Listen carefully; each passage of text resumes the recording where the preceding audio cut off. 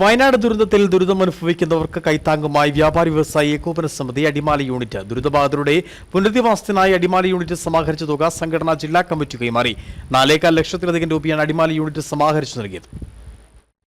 വയനാട്ടിലെ ഉരുൾപൊട്ടൽ ദുരന്തത്തിലകപ്പെട്ട് ദുരിതമനുഭവിക്കുന്നവരെ തിരികെ ജീവിതത്തിലേക്ക് കൈപിടിച്ച് നടത്താൻ സംസ്ഥാനത്താകെ വിവിധ പ്രവർത്തനങ്ങൾ നടന്നുവരുന്നുണ്ട്. ഇതിന്റെ ഭാഗമായിട്ടാണ് വ്യാപാരി വ്യവസായി ഏകോപന സമിതി സംസ്ഥാന നേതൃത്വവും സംസ്ഥാന സർക്കാരുമായി സഹകരിച്ച് ദുരിതബാധിതരുടെ പുനരധിവാസത്തിനായി വേണ്ടുന്ന പ്രവർത്തനങ്ങളുമായി മുമ്പോട്ട് പോകുന്നത്.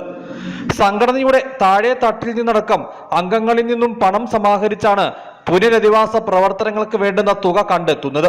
സംഘടനയുടെ അടിമാലി യൂണിറ്റും വയനാടിന് സഹായഹസ്തം നീട്ടുകയാണ്. ദുരിതബാധിതരുടെ പുനരധിവാസത്തിനായി അടിമാലി യൂണിറ്റ് സമാഹരിച്ച തുക സംഘടനാ ജില്ലാ കമ്മിറ്റിക്ക് കൈമാറി. സംഘടനാ ജില്ലാ പ്രസിഡന്റ് സണ്ണി പൈമ്പള്ളിയിൽ തുക ഏറ്റുവാങ്ങി. എല്ലാ വർഷവും ദുരന്തങ്ങൾ സംഭവിക്കാറുണ്ട് എങ്കിൽ പോലും ഇത്രയും ആളുകളെ മരണത്തിന് കീഴ്പ്പെടുത്തി കൊണ്ടുപോകാൻ കഴിഞ്ഞ വിധത്തിലുള്ള ഒരു ദുരന്തം കേരളത്തിൽ തന്നെ ആദ്യമാണ് എന്ന് പറയേണ്ടിയിരിക്കും.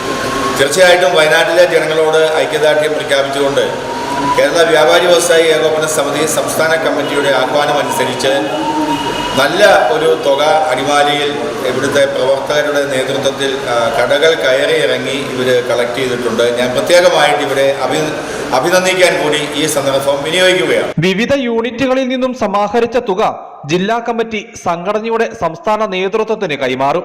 Adimali unit president PM baby അടക്കമുള്ള ഭാരവാഹികളും അംഗങ്ങളും ജില്ലാ നേതൃത്വത്തിന് തുക കൈമാറുന്ന ചടങ്ങിൽ പങ്കെടുത്തു.